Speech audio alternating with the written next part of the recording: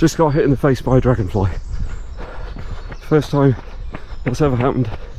I don't want it to happen again. Hey cats, it's Ed Trail Mix Bud here. Today with a shoe for the rough and rugged, uneven paths rather than the roads, the Nike Air Zoom TERRA KIGER 8.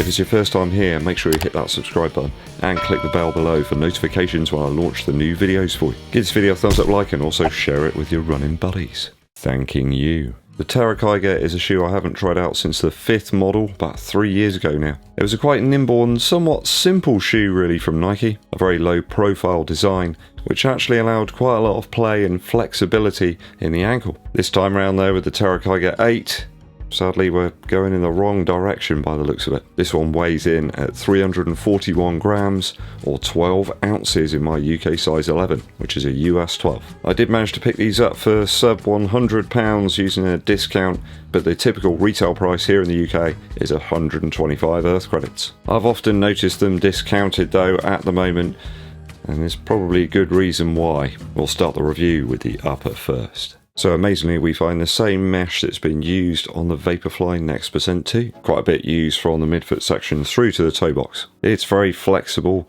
though this shoe has a very glove-like profile around the first few lace loops. I have to say I find it a little bit snug with my normal width feet. So if you've got a wider foot, you could have an issue. Didn't really notice it all that much while running, but it's certainly a snug fit. Lacing system works a treat. I did get a nice lockdown across the top of the foot, and I didn't have to use a runner's knot. I didn't have much choice though. Here you can see the eyelet on the medial side of the right shoe hasn't even been punched out of the upper, so I couldn't do it even if I wanted to. I mean, that sort of quality control is pretty shoddy if you ask me. Hopefully this issue won't happen to you if you get a pair, but it has to me. Not sure if I'm paying like over £100 for a running shoe that I should have to do that myself. The padding through certain sections of the tongue really cushions any lace pressure. I think that's a big improvement over the TERRA KIGER 5. Felt like there was quite a lot of pressure on the top of the foot there. I had a pretty good heel slip free ride in this one. One problem I did find with the upper is that it's so flexible it doesn't really offer all that much protection. You got some reinforced sections around the front of the shoe here, but the rest of it's just sort of super soft, and I actually hit a couple of obstacles. I caught one branch on top of the foot, and I gotta be honest, it would have caused some serious discomfort if it had been quite sharp. There's going to be relatively minimal protection from loose rocks and branches and things, so for a trail shoe, are you really that much better off here with the upper? Don't know. The inner booty-like construction is similar in material to that found in the recently released Air Jordan 1 Element. It's kind of got this inner sock, I guess, which is there to stop debris and dirt from getting into the shoe. I found that worked quite well, but then you get a lot of it entering in from the back anyway, so it works for a little while. I think if you're going to be out there for hours and hours on those trails, then you're going to end up tipping debris out of your shoe at the end of the run. Not really any waterproof qualities here, but that's kind of good because if water comes in, then it will get out. Certainly a very breathable shoe if you're perhaps running in a warmer climate. The KIGER 8 could be ace for you. But I think those who are running on more technical trails will probably want to seek more protection than the TERRA KIGER 8 can offer. I think people with perhaps more voluminous feet are going to struggle with the KIGER 8. Certainly the mid to forefoot section, it just seems like a very low profile. The rest of the upper's relatively comfortable though. Certainly for me, after my initial runs, the unfinished upper out the box, and also the very strange fit around the first few eyelets means I'm going to give this a 2 out of 3 for the upper. Midsole now. React here in the midsole of the KIGER 8, and it's the slightly firmer stuff. Not as squishy or soft as the material that we found in the Pegasus Trail 3. That was just a cushion fest. They have switched things up this year, and we have an Air Zoom unit in the forefoot of the shoe, and you might be able to spot through the small slits there a rock plate in the heel. Certainly a shoe for those who prefer a more responsive ride with a slightly less cushioned feel underfoot. There's a little more pop in the mid to forefoot from that Air unit here. So they've switched things up. Is it a very different ride? Yes, I would suggest it is. I've got to be honest, I prefer the TERRA KIGER 5 over this one. I think they've gone backwards. The upper does offer a slightly better connection here to that midsole unit, but I just think with the whole setup of the shoe, it felt better with the air unit in the rear. One slightly interesting feature of this shoe is the insole, which has an almost tacky underside that grips to the internal section of the shoe. We do see quite a detachment here in the TERRA KIGER 8 from all the other very cushioned shoes that the manufacturers are peddling right now. The air zoom unit does occupy quite a large section of the forefoot.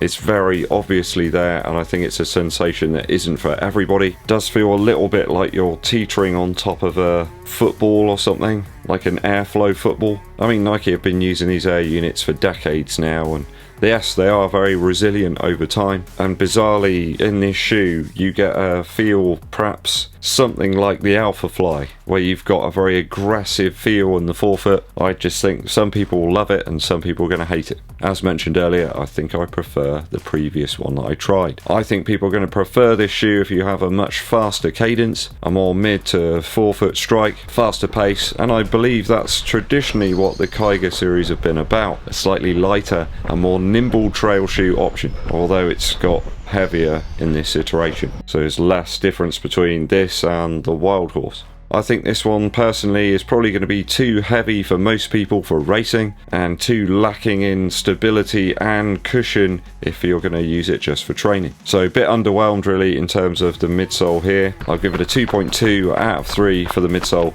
after my initial runs. Outsole now. I see a lot of comments about Nike trail shoes and how the outsole leaves a lot to be desired, and I feel this one, though an improvement, still leaves me wanting. On dry dirt trails it was fine with appropriate grip. On gravel I started to get some problems with the almost curved outsole profile. I felt like with one wrong foot strike on a rock or stone it could lead me to topple over. I mean, is that down to the lug depth or spacing of those lugs? Could well be.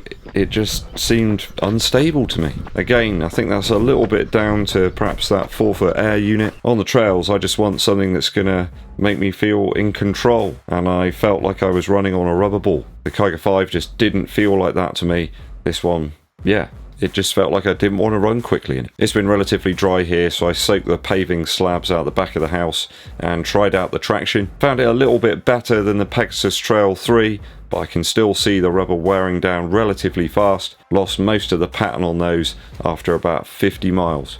I don't mean the actual lugs, I just mean the pattern on the lugs. It felt reasonable going through some muddy patches and some grass. I just feel that the rubber here isn't up to the same standard as what we get in the Innovate models. They are truly the masters at the moment of durability. Oddly, this shoe actually felt a lot better and more assured going up hills, and not really that great going downhill, especially on gravel. Again, is that down to the traction pattern? I do not know. I'd say it isn't the best, but it's certainly the better element of the shoe overall. Though still more work to be done on wet traction. Why Nike don't test that out more, I do not know. I'll give it a 2.2 out of 3 after my initial runs for the outsole.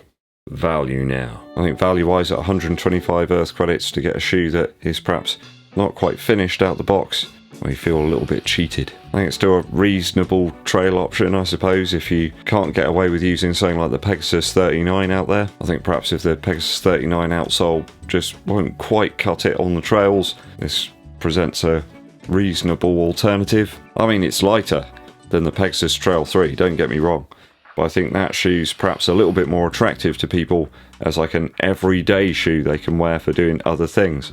This one's just too traily for that. Is that a thing? Too traily? I found the Pegasus Trail 3 a little bit dominating of the gait cycle. Certainly this shoe is more nimble, but there's not a big price difference there. I have to say I'm a little bit bemused as to why this shoe's getting heavier than like the Kiger 5 that I had previously. And there's only very meagre protection here from the trails from an upper perspective. I guess if the Kiger series has been a favourite to you over the last few iterations, then there's probably quite a bit you will like here. I mean, React's very durable and the upper lockdown's good, but I'm not so sure about the rest of it. Again, I just can't help feel that Nike are continuing to persist with air technology, perhaps just where it isn't needed. I know there's a Zoom X trail shoe coming out very soon, and I think that's probably the way to go, perhaps, but I'm just feeling like this is a bit of a step backwards or sideways or something. I'll give it a 2.3 for value out of 3 after my initial runs. I think it's going to be reasonably durable, and if it fits,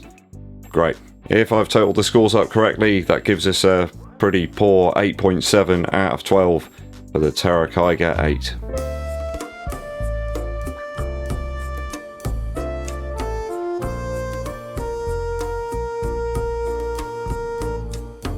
Can I recommend this shoe? Not really, I just think it's a completely unnecessary update, and Nike really need to work on that quality control. Are you a fan of Nike trail shoes or even the Kiger series in general? Let me know your thoughts and opinions on this one down in the comments. Very underwhelming. A musical interlude for you. Today from one of my favourite bands, Fontaines DC. They have a new album out which the title, I believe when you translate it, means the damnation of the deer. I think there's now an extinct species of deer that's just present in Ireland and it refers to that. I think the other translation is quite rude, so there we go. The 2 tracks that they had released from this album previously I really enjoyed. That's Jackie Down the Line and I Love You. I'm not entirely sure that I like the production style as much on this 3rd record though from Fontaines DC. Everything sounds a little bit too clean and precise, whereas before we had lots of energy and undefined kind of elements there. Certainly feels a little bit more of a calmer, more introspective album this time around, whereas I always like the energy fueled and kind of adrenaline pumping tracks from the previous 2 albums. Everything certainly seems a little bit more at the same pace here. I just feel things are lacking a little bit in terms of the dynamic. Maybe this one will grow on me over time. I'll continue to give it a few listens, but up to now I'm a bit underwhelmed with it. Just doesn't have the same very exciting, undefined and angular sort of feel that we had on the other 2 albums. It feels like it's been polished a little bit too much. Go and check it out for yourselves though guys, the new album from Fontaines DC. Thanks for tuning in, always appreciated. If you haven't done so already, hit that subscribe button and click the bell below for notifications when I launch those new videos for you. Give this video a thumbs up, like and share it with your running buddies. My name's EDDBUD and I'll be seeing you.